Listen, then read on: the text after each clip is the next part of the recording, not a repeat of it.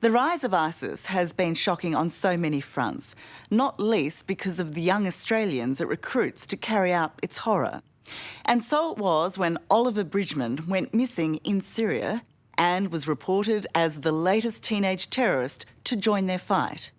Just 18 years of age, the blond jihadi from country Queensland, now armed and ready to kill. But that is far from the true story of Oliver Bridgeman, a convert to Islam who says his only motivation is to help ease the world's greatest humanitarian crisis. We set out to find him, as well as answers to what really led him to one of the most radicalised and dangerous places on earth. I guess everyone that goes to Syria, they're always branded as a terrorist and he's fighting, but for me it's not the case. At early morning prayers, 18-year-old Queenslander Oliver Bridgeman strikes a lonely figure. And he's certainly a long way from home. We found him in a refugee camp just outside Aleppo, Syria. He is considered the latest in a line of bad guys. We will not stop fighting. We will not put down our weapons. Australians who hate the West so much, they've come here to kill with ISIS, Syrian rebel groups, or Al-Qaeda. This is not true, so these are blatant lies, rumours. They have damaged me, they've damaged my family, they've hurt my friends. I have no intention of fighting. I haven't received any training, no one's told me to force me to fight. Back home, the reports have been damning, and if true, that makes the unassuming Oliver a very dangerous man. Are you a part of Al-Qaeda? No, I'm not a part of Al-Qaeda, no. Have you ever joined a rebel group? No, I haven't never joined a rebel group. Assalamu alaikum warahmatullahi wabarakatuh. My name is Abdul Karim. We enlisted the help of independent documentary maker Bilal Abdul Karim to track Oliver Bridgeman down. He retraced Oliver's steps into Syria, crossing the Turkish border and travelling into rebel-held territory just outside Aleppo. Of course, I'm in Syria now, I'm an aid worker. Being in Syria, you know, it's a very dangerous place. So, of course, I have a good relationship with different rebel factions in Syria, purely because of my safety. Either for me to travel across Syria, I need people to help me, protect me from either being kidnapped or, you know, stuff like this. So, is Oliver a terrorist or an aid worker? Bilal found the young Australian in this refugee camp where he's been working for the last 3 months. I always wanted to have a hands-on approach to try and do my bit and ease the suffering of the people. You know, I kind of thought that it's a moral obligation of me as well to help these people just because of the suffering with the war, and they've left their homes and they've retreated to the borders and they have absolutely nothing.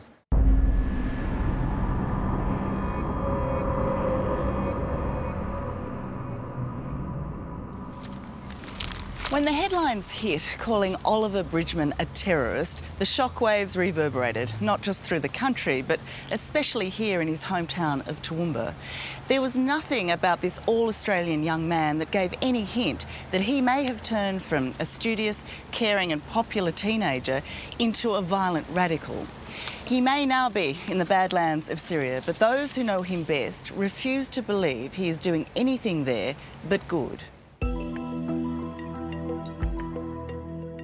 He's a good kid. He'd be one of the last kids you probably would have expected for any trouble. Do you reckon he'd be capable of being a fighter? No. Really? Not at all. No. Couldn't picture him picking up a gun? Not at all. Not at all. What sort of a bloke is Ollie? He's really just down to earth. Really good guy. You know, he's always been a good mate all through school. He couldn't hurt a fly, to be honest. There's not a chance he's doing that terrorist stuff that he's being accused of. Well, as a child, you know, I was a typical Australian boy.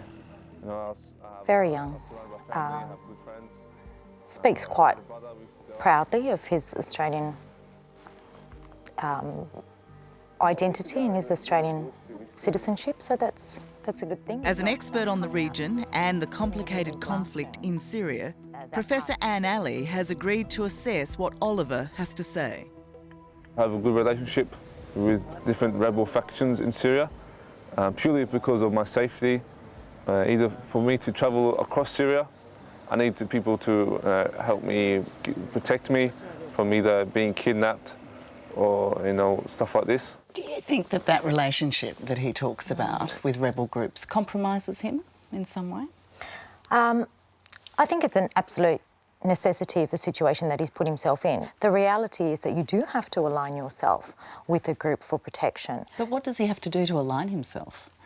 He would have to not necessarily join a particular group, but be able to have a rapport. Mm-hmm. Okay. I guess, there's a stereotypical thing, an 18-year-old blonde kid, a convert to Islam, goes to Syria, doesn't tell his family. I guess a lot of people get the wrong idea about this. So what have you been doing since you've been here in Syria? What have your activities entailed? There's not many people here from Australia. So again, they're very grateful to see, I've come all the way from Australia to help these people. So I spent some time in middle Syria distributing aid and helping rebuild the huts, the refugee camps.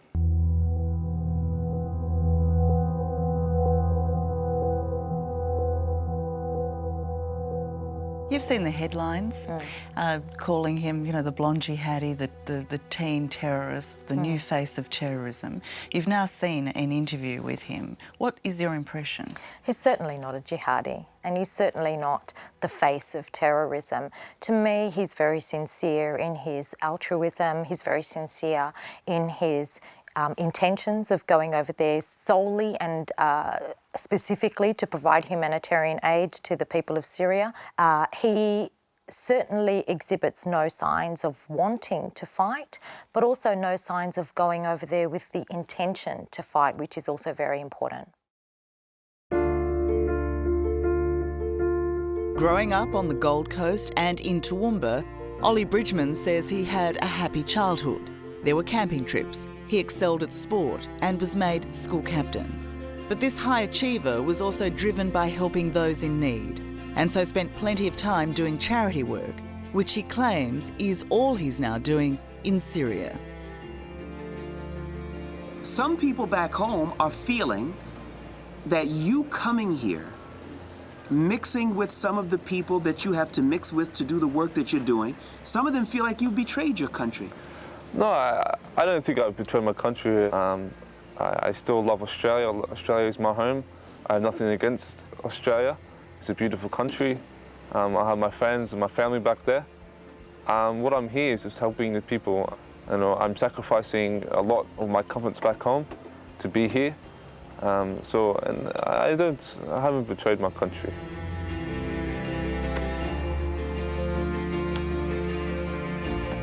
What made him a good player? Just got involved. One of the kids that would always want to be in there and having a go. Got out on the field and tried his best. Wayne Court is Oliver's former football coach. Oliver played as a 14 and 15-year-old for the Helensvale Hornets here on the Gold Coast. Today, there is still a great deal of goodwill for the good kid of the team.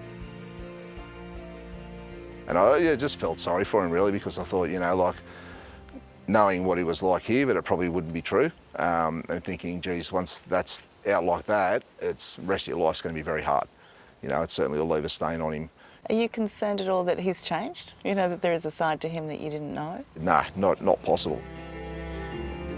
Close mate, 18-year-old Josh Mackay, played football with Oliver and they shared their last year of high school together in Toowoomba. Obviously everyone has their own opinions of Ollie, some people, just think he's a teenager, others think he's a full-blown terrorist. If he does manage to get back to Australia, it's definitely not going to be the same life as when he left. Do you think he should be punished? Honestly, if he's over there doing humanitarian work, people get praised for that every day. And if he's, risking his life to do it, then it should be all the more to him.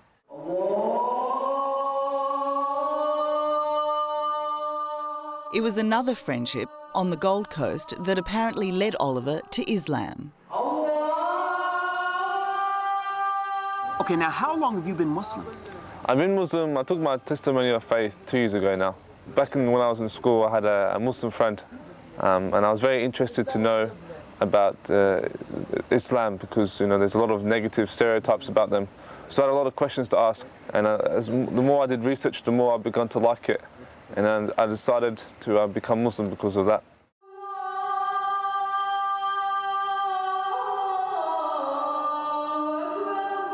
It was here that 16-year-old Oliver converted to Islam. He practiced his faith through the rest of high school and continued to throw himself into charity work, mainly with children.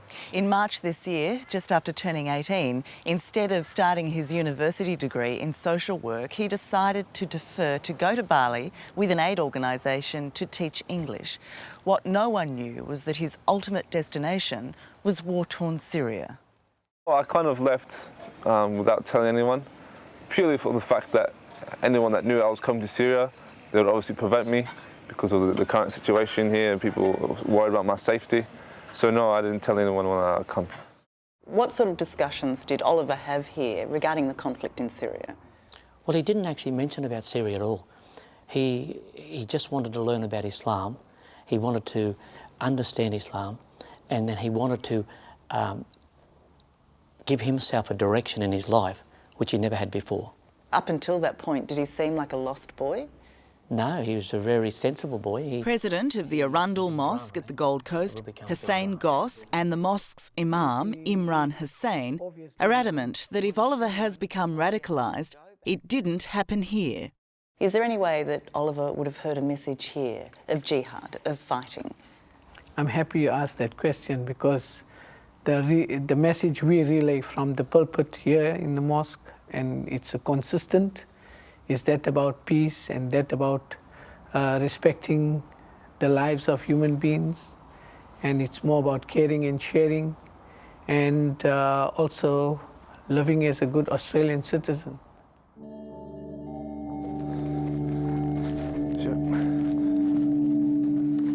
Given all of the difficulties that have ensued, do you regret coming to Syria? Of course not. You know, since I've been here, how much I've touched these people, how much I've helped these people, you know, I'd like to think that I've changed these people's lives forever. The aid organisation Oliver says he's working with is called Live Updates for Syria. As well as fundraising, the charity runs 25 schools in Syria, as well as a number of youth projects.